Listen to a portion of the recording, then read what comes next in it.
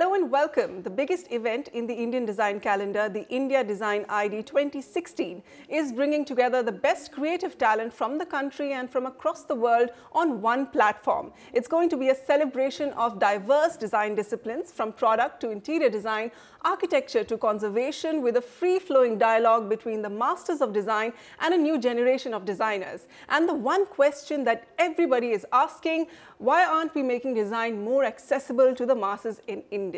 I have four very prominent achievers from the design world joining me today to answer that question. In our Mumbai studio, Suzanne Khan, renowned interior designer and founder of the Charcoal Project. She has designed many homes of the famous and powerful in India. Suzanne, thank you so much for joining us. Amit Singhal, President, Sales, Marketing and Technology, Asian Paints. He's the man behind India's only research-based color trend prediction system. And with me in our Delhi studio, Sunil Sethi, President of the Fashion Design Council of India. He's on the board of directors of NIFT, and he has been representing foreign stores and designers for buying lifestyle products. Through Sunil Sethi Design Alliance, he's working with many designers for product design. And also with us, Sunita Kohli. She is the president of K2 India, chairperson of the School of Planning and Architecture in Bhopal. She's a Padma Shri and she is an architectural restorer known for her work on the Rashtrapati Bhavan, the Prime Minister's Secretariat, the British Council and many hotels in Egypt. A warm welcome to you all. Okay, so we're asking, should design be made more accessible to Indian masses? Sunil, coming to you first, do you think there's a dire need for mass education about good design in India? Absolutely. And that education starts from school and college. So I feel that it's really important. So every educational institution I go to, I insist that a lot of emphasis should not just be given to fashion, it should also be given to design. So there are many courses now available for product design, for example, in different institutions everywhere. There are lots of institutions now who are only teaching only about design, and the fact that India Design has opened its door to masses now. So good design to me could be the fact that the teapot which is there, that no tea spills outside. A fork should be properly balanced. The chair when I go home should be that one chair which I feel the most comfortable in. But how do masses go and experience that? In the number of stalls that we have at India Design, there are so many different participants. There are young designers, there are established interior decorators, there are architects, there are different people. And what is India Design doing? It's also calling a lot of delegates to come and speak to us, talk to us about color, talk to us how design has influenced different things in their country. So I really feel the most important thing is that unless design goes mass in educating people, unless more and more people come here, I think it's right there where people will come and buy a lot of products. Okay. Suzanne, as an interior designer, do you feel that in India, design is a very misunderstood concept? People connect it to being something expensive, exclusive, rare. How do you convince your customers to think otherwise? I believe that there is no such thing, in design, and good design is about function, it's about comfort, it's about, usability.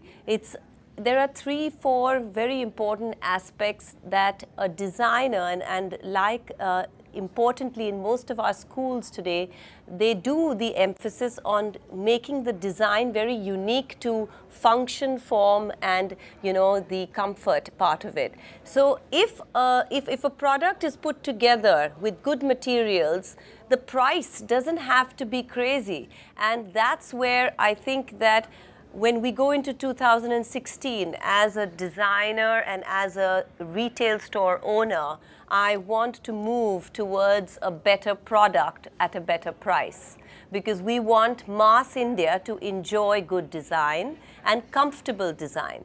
And it's not about only spending very expensive on the, the high end. You can get it in an affordable way and at a great price. Sunita, Suzanne just made a mention of also function. Now, Indian masters, we know they all seek function before design. Do you believe in India, given the whole understanding of design here, a product's function should always supersede its design?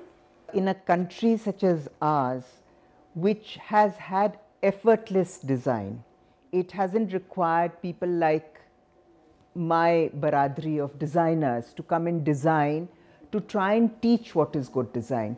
There has been effortless good design here, which has happened here for generations. But most of our designers and architects look to the West, and that is where I think the major disconnect is happening.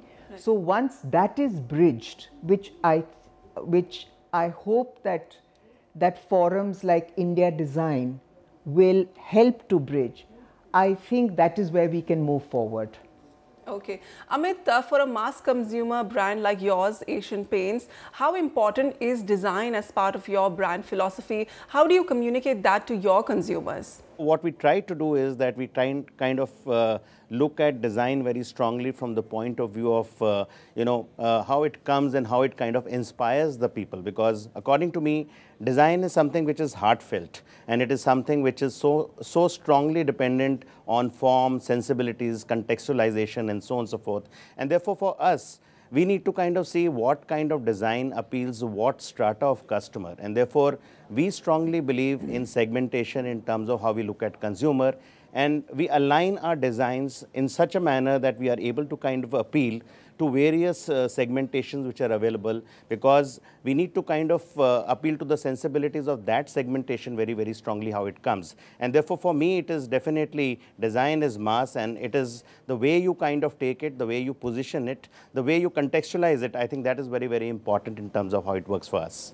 Okay. Amit, Asian Paints did something very interesting recently. You collaborated with Sabyasachi Mukherjee to come out with handmade wallpapers. How did that experiment work? What was the response from the market? Today, the current market in terms of what it was speaking was just imports which was happening from Europe and US. What we did decide in terms of what we have been doing in India Design as well very strongly, we decided to bring the India into the whole design to that extent. And when we speak of India, what better than a brand called Sabyasachi, which comes into play in terms of what we did. And we really looked at inspirations coming from Ranthambore, from Varanasi, from Jodhpur, from Kashmir.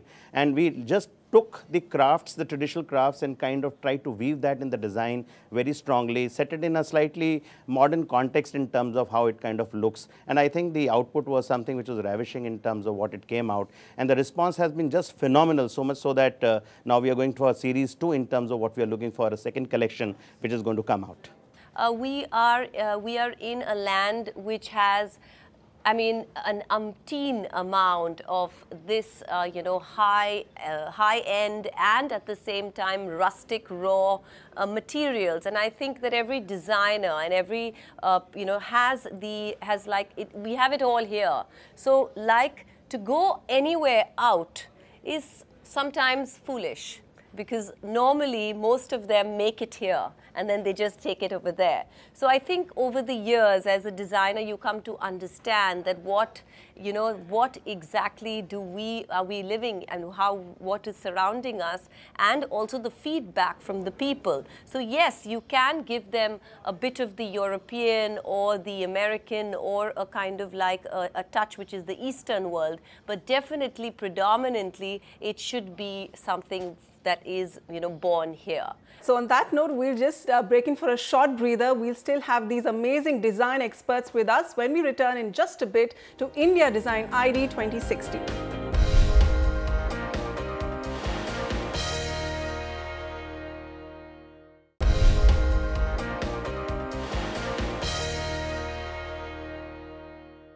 Welcome back to India Design ID 2016. Before the break, we spoke about the need to make design more accessible to the masses, but India has had a rich heritage of arts and crafts. Should we be mass producing them to give the Indian design landscape a new identity? Sunil, coming to you now, there's a growing interest in Indian craft today, and more so internationally than in India. We have these designers like Paolo Navone, we have Patricia Urquiola. They're all endorsing Indian crafts in their designs. Isn't that a great way to promote our crafts, our heritage in India too? Fantastic. Where actually, you know, I'm very indebted to a lot of the foreign designers. So I don't feel that we shouldn't take anything from the West, because sometimes it needs people from the West and outside to come and tell you about what you are not appreciating in your own country. You mentioned Paola Navone's name. I remember walking with her in the streets of Sadar Bazaar and Paharganj to pick up utensils, and she loved the form of the lota. From that little form of the lota, the simple lota that we picked up, we were able to develop 20 styles in flower vases. So something did happen in that collaboration. I've talked about this in the past, but the Thateras who are working on the streets with beaten metal. That beaten metal is something which has been in fashion for a long time in different forms. Whether you see it all over the world, even in Thailand, you see knives and forks and cutlery in that. You see lots of lighting with the beaten techniques. And I think India does have it, but sometimes we take it for granted. Okay, but Sunitha, would you agree that Indian craftsmen and artisans, they are suffering in India? They're not getting the financial and motivational support that they should be. I think that the craftsman is disadvantaged. But I have to tell you that that quite recently there is an industrialist and an entrepreneur, and he's started something, and he's a Red Dot winner. So it's not we're talking about any industrialist or any entrepreneur. He has started a company called an e-commerce platform called localferry.com.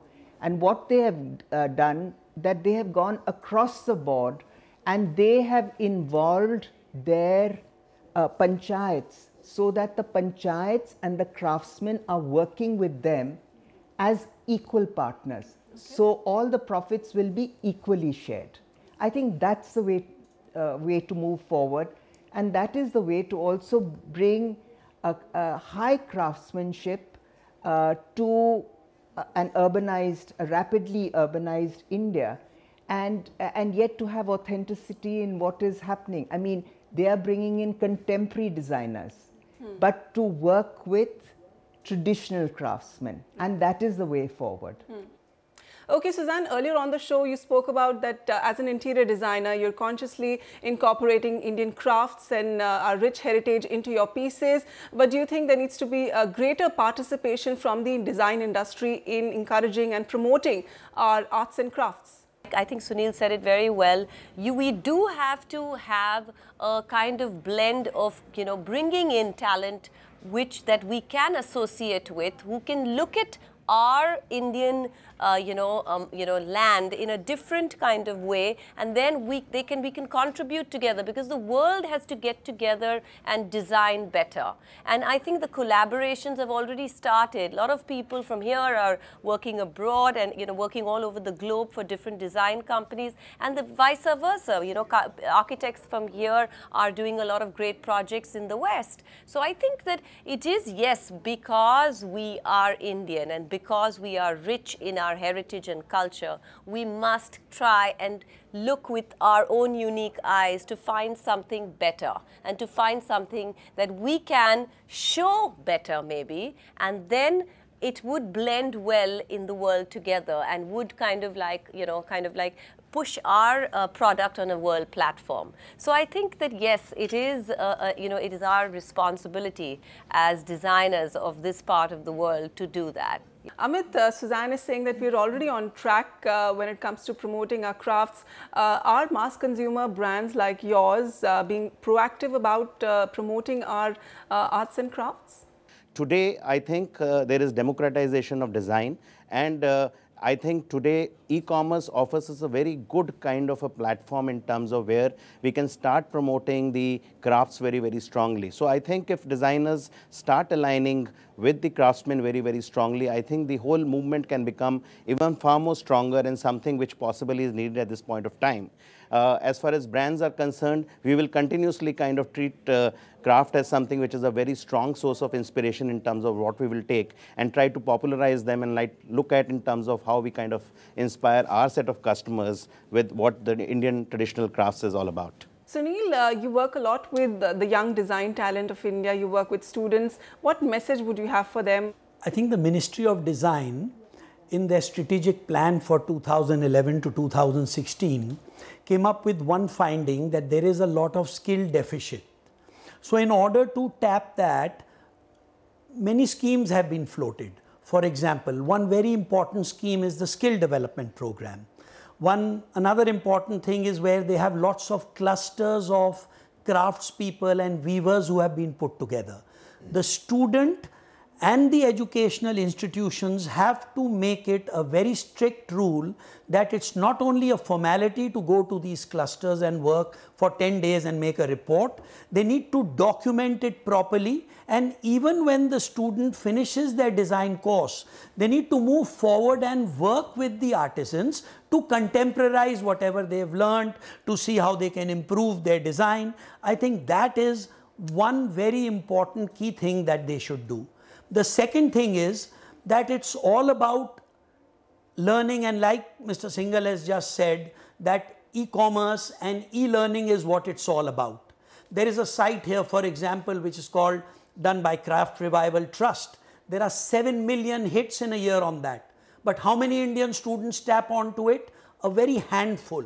So what I'm trying to say is that when we already have homegrown places where people can go in and learn, I think that's not happening. So the e-learning has to be more important for them, and also going back and giving back, and after their education, working with these craftsmen is what it's all about. I think there's a wide gap between what is perceived, what is good for craftsmen or for the craft industry, and what is actually happening on the ground. And you know, and even there are words that are so misunderstood, like for instance the vernacular. And why I say misunderstood? Because it's completely thought of as, you know, it has to be very artsy, crafty, and it has nothing to do with contemporary design, which is not true at all. And to bring this, you know, there's a whole question of awareness. And there's a whole question of making that awareness, particularly from institutions, and bringing it so that it comes through charters into policies.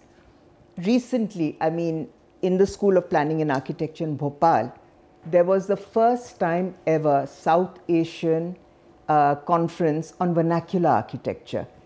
Now, these sort of things, and a charter has come out. So when the vernacular, which includes all building crafts, but building crafts which have they are not part of mainstream education in architectural schools. I think this is where things need to change, and change drastically, because even our own history of architecture, we all designers, we all architects, whatever we are doing, we have always understood a history from a Western prism. And towards that, I mean, more and more efforts that are being made, like to write, again, the first time ever history of architecture, but from the indigenous perspective. Okay. So I think we will get to understand ourselves, our country, our pluralities in designs much, much better, and we move forward much more confidently. Okay, wonderful. On that note, we'll bring this special feature on the India Design ID 2016 to a close. Suzanne Khan, Amit Singhal, Sunil Sethi and Sunita Kohli, thank you so much for making time for this. And to all our viewers, keep watching NDTV Prime. Goodbye.